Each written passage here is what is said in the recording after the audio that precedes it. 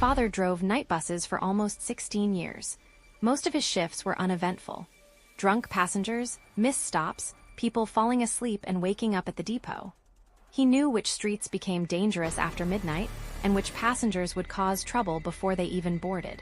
But there was one route he eventually refused to drive. Route 47 was the final service between the city center and a collection of small villages to the north.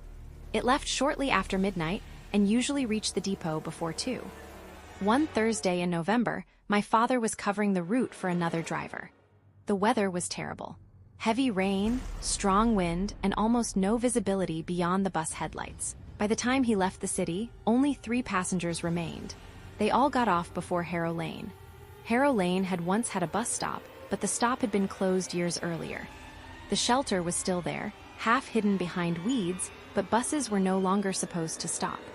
As my father approached it, he saw an elderly woman standing beneath the shelter. She wore a dark green coat and held a small brown handbag against her chest. My father slowed down. Technically, he should have continued, but it was after 1 in the morning and the rain was getting worse. Leaving an elderly woman alone beside the road did not feel right. He opened the doors. The woman climbed aboard without speaking. She placed an old paper ticket into his hand. My father explained that the company no longer accepted paper tickets. She looked at him as if she had not understood. Then she said, "Don't stop at Bellwood Bridge." My father asked where she wanted to get off. She walked past him and sat several rows behind the driver's seat. Bellwood Bridge was about 15 minutes away. It crossed a narrow river just before the final village. My father had driven over it hundreds of times. As they continued, he occasionally looked at the woman through the mirror. She sat completely upright, watching the road through the windshield. Whenever the bus passed beneath a streetlight, her reflection disappeared from the window beside her. My father noticed this, but told himself it was caused by the angle of the glass. A few minutes later, the illuminated stop request sign activated. My father looked in the mirror. The woman had not moved. "There's nobody else on the bus," he said. The sign switched off. Then it activated again. The woman leaned forward. "They know the bus is coming now," she said. My father asked who she meant. She didn't answer. When they reached the road leading to Bellwood Bridge, my father saw several people waiting beside an abandoned shelter. There were 7 of them. They stood in a straight line with their backs to the road. None carried an umbrella, even though rain was pouring over them. As the bus came closer, the figures slowly turned their heads. My father could not see their faces clearly, but all 7 raised one arm and signaled for the bus to stop. The stop request bell rang repeatedly. My father continued driving. As the bus passed them, something struck the side of the vehicle. Then again. The impacts followed the bus, moving from the rear toward the front, as if several people were running beside it and hitting the windows with their hands. The woman said, "Do not look at them." My father kept his eyes on the road. The pounding stopped when they crossed the bridge. He pulled over at the first illuminated stop and turned around. The woman was gone. Her handbag remained on the seat. Inside it, my father found 7 unused paper tickets and a newspaper clipping from 1998. The article described a night bus that had crashed through the barrier at Bellwood Bridge. 7 passengers had died. 1 passenger survived, an elderly woman named Eleanor Vale. 1 passenger survived, an elderly woman named Eleanor Vale. The photograph accompanying the article showed the woman who had boarded my father's bus. When he returned to the depot, his supervisor examined the ticket she had given him. It had been issued on the night of the accident. My father requested a different route and never drove the 47 again. Several months later, Bellwood Bridge was closed for repairs. My father drove there during daylight and stood at the temporary barrier. On the opposite side of the collapsed section, he saw an old bus parked in the rain. Its interior lights were on. 7 passengers were sitting inside. The elderly woman stood in the aisle behind the driver. She raised one hand toward my father, not to greet him, to warn him to stay where he was.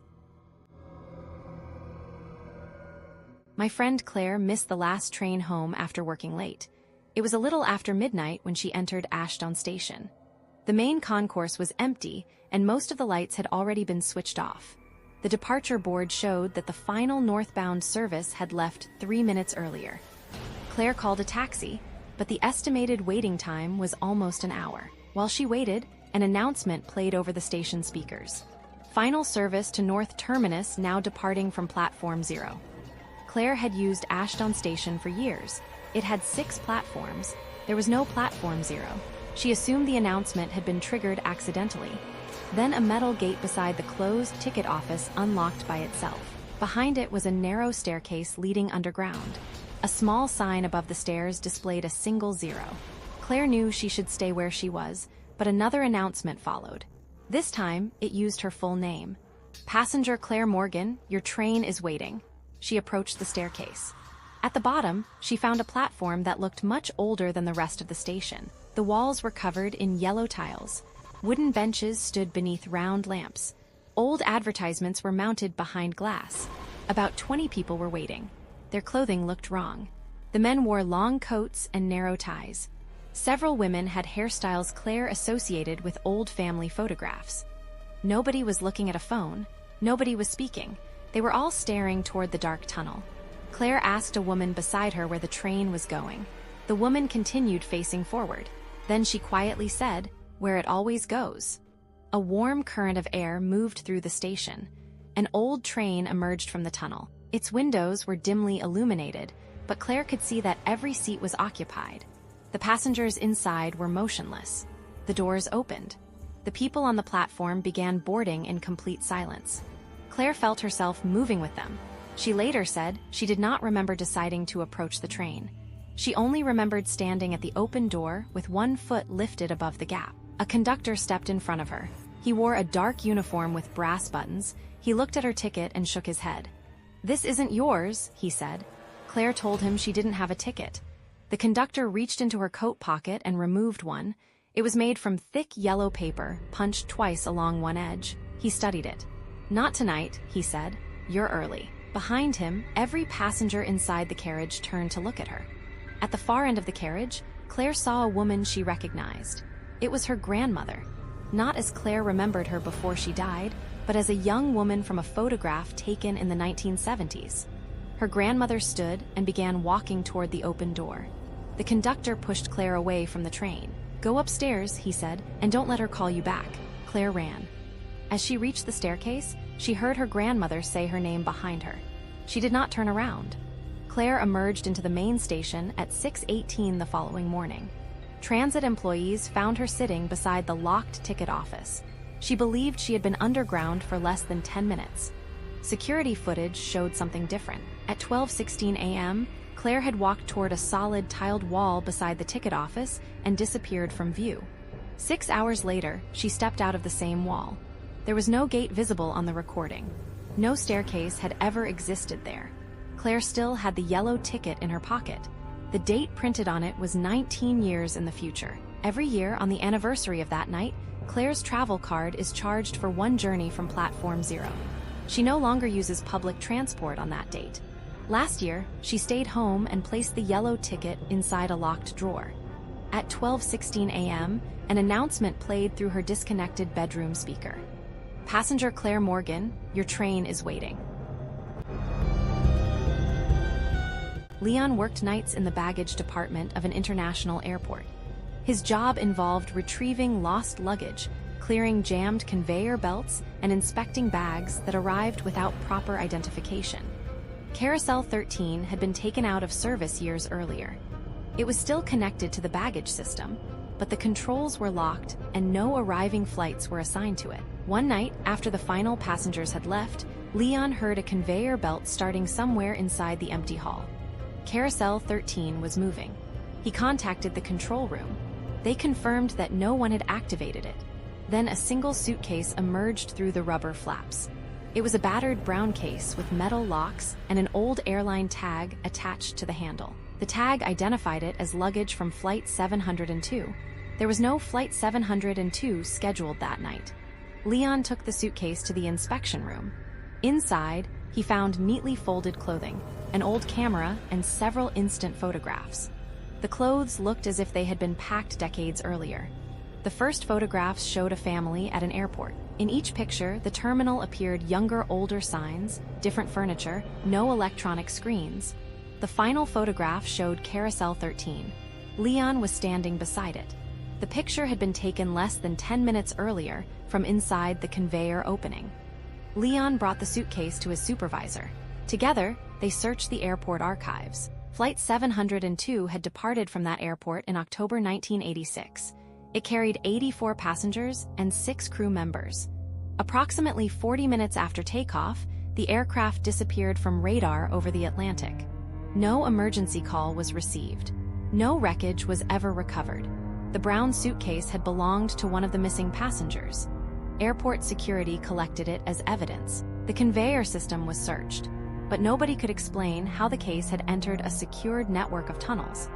The following night, Carousel 13 activated at exactly 3:07 a.m. 3 more suitcases appeared. All were linked to passengers from Flight 702. The night after that, 5 appeared. Some were dry and perfectly preserved. Others were wet with salt water. Leon noticed that the number of suitcases increased each night. Security installed additional cameras inside the baggage system. The recordings showed the cases emerging from a tunnel that had been sealed during renovations 12 years earlier. Nothing could have entered from the other side. On the 6th night, Carousel 13 produced a suitcase that did not belong to anyone on Flight 702. It belonged to Leon. His employee photograph was attached to the handle. The tag displayed the following day's date. Leon did not open it. He shut down the carousel and left the suitcase where it was. At 3:07 the next morning, the belt activated without power. An announcement played through the empty terminal. It used Leon's full name and instructed him to report to the departure gate for Flight 702. The rubber flaps behind the carousel lifted. Beyond them, Leon saw the baggage tunnel extending farther than the building allowed. At the end of it were rows of warm lights. They looked like the windows of an aircraft cabin. He could hear people talking quietly inside. Then a voice called his name. Leon recognized it as his own. He closed the access panel and walked out of the terminal. He resigned the next morning. Airport management told him the incidents had been caused by a control system malfunction. Carousel 13 was removed several weeks later, and the entire conveyor entrance was sealed with concrete. 3 months after Leon resigned, the suitcase was delivered to his home. There was no return address.